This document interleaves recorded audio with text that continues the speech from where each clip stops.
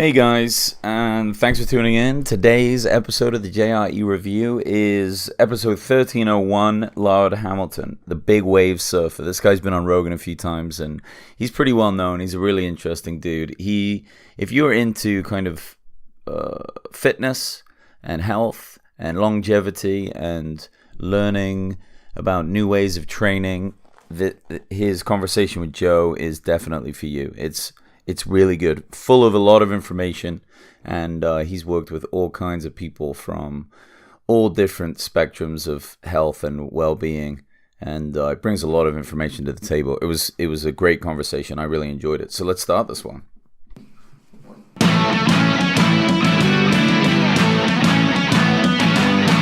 Welcome to the Joe Rogan Experience Review, where each week I review every single episode of the Joe Rogan Experience. What more do you want? All right. Well, one of the first things that they got into in their conversation, I guess, Laird is really into saunas. He's a big sauna guy, a lot like Joe. You know, a lot of people are using saunas right now for recovery and reduction of inflammation and just... You know, I think it's kind of like a meditation in there too, because it's uncomfortable. So, you know, you just focus on your breathing and get going. He cranks his sauna to 220. That is kind of crazy to me. Maybe he's getting in an ice bath first, so it's not as hot. I generally go into the sauna after I've been working out, so I'm pretty hot, warmed up anyway, and I can't stay in there too long. Like, I'm lucky if I get 15 minutes, and my sauna at my gym, it isn't even that hot at all. It's like 160, 170. Saunas are tough.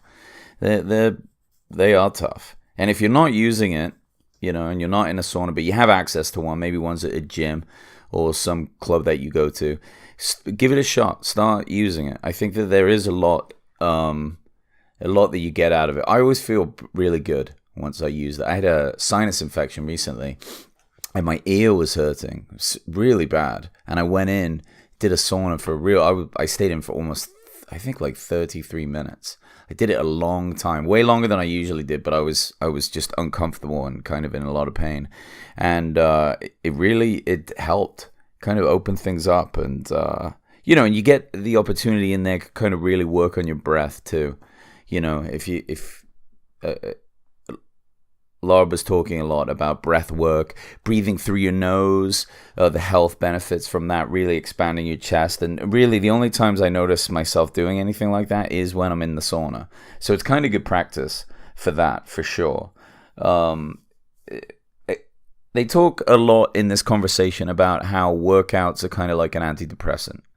They really do reduce stress and anxiety. So anyone out there that suffers from that, or if you ever do, and whenever I catch myself feeling that way, I do try to pay attention to how much exercise I'm doing, because if I'm not doing a lot, because I'm kind of in my head with frustrated things, I do notice that when I get back to doing something, running, working out, just some jiu-jitsu, whatever, it really does just take that anxiety away. Obviously the problem or the thing that you're worried about is still there, but you're just not thinking about it in the same way.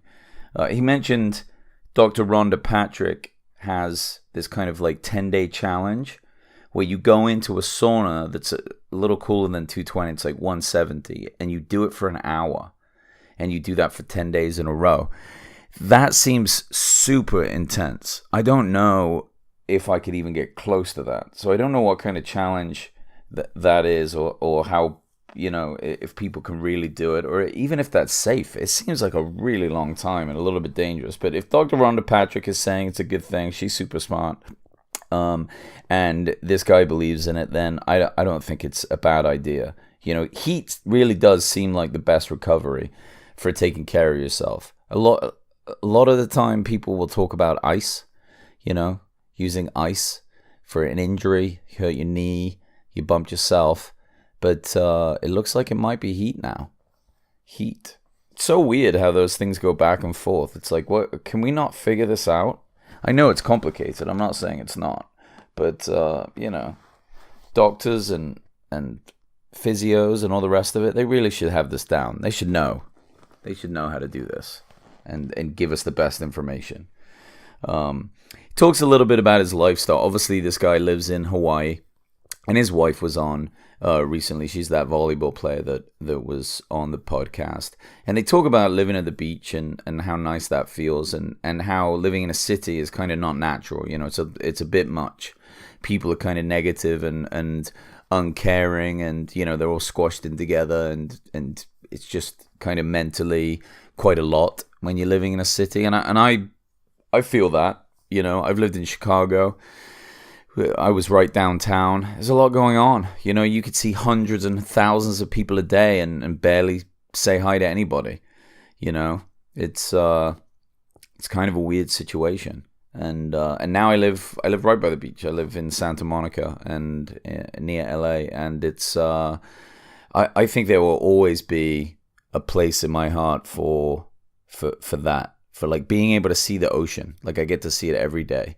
And it's really interesting. I'd never lived at a place like that before. So I really understand what he's saying and that connection. And I think there's something healthy about it. It's pretty easy, and pretty fun. Back to the breath work that he was talking about. It really fascinates me. I'd like to learn a lot more about that. I know Wim Hof is a huge breath work guy. I once read his book, and I didn't really follow any of the strategy afterwards. I was a bit lazy with it. Like I did read it, and then I was like, oh, this sounds really good. And then I did some like ice baths for a while. But the idea of getting really good with your breathing, and jiu-jitsu guys do it because you lose your breath fast when you're under stress. And when you're rolling in jiu-jitsu, if you're new, you'll get tired immediately because you're just not concentrating on your breathing. And Rickson Gracie and his son Kron, who they talk about on this podcast. Kron actually lives pretty close to where I do, and he used to eat at a sushi place that was right next to my work. But they are incredible breathwork experts, and you can look at some videos online of Rickson doing his breathwork, and he kind of rolls his stomach around, and it's one of the most bizarre things I've ever seen. I think it's like a yoga technique. I don't know how they quite get it, but it's supposed to really give you a ton of control over your breathing. And again, a lot of really good health benefits. You seem like a bit of a weirdo if you just sat in your room or your house or at the beach or wherever meditating and kind of panting and breathing funny. But if you can get past that and get focused on just that breathing portion, I think there's a lot to it. That's why I like these conversations with Joe, and he brings these people on that kind of just make you think in a bit of a different way. And they're bringing, they're kind of taking the woo-woo and the weirdness out of things like yoga and meditation and all the rest of it, and they just get into what are the benefits. One thing that I thought was quite interesting that he was talking about is he said that running is really bad for you unless you're on sand or grass. Now, if you follow Joe's Instagram, a lot of times he takes his dog Marshall and they run the hills. And when you're running the hills, there's a lot of impact, and he wears those minimalistic shoes, so even more impact. But he's saying, his feet got stronger, his legs are stronger, and the runs get easier. But Laird is saying that, no, it's bad for your knees, it's not good for you, it's way too much impact, you shouldn't run. You should use other things that are low impact and keep your knees and everything in better shape. And that makes sense. It does. But maybe there's a fine line between, and I really don't know, but I'm just postulating. Maybe there's a fine line between that high intensity and slowly building up to it so that it's not damaging. Maybe what's happening is people just go from not doing that kind of exercise to getting out there, in the hills or running on the road, and, their feet are already weak and their knees are already weak. And like they said on this podcast, it's something like over half the bones in your body are in your feet. So there's a lot of moving parts down there, and if they're not used to that kind of impact, they're going to get smashed up, and then it probably does make sense to run on grass and the beach. Yeah, that's a tough one because I don't know if running is all that bad. I think we were designed to run.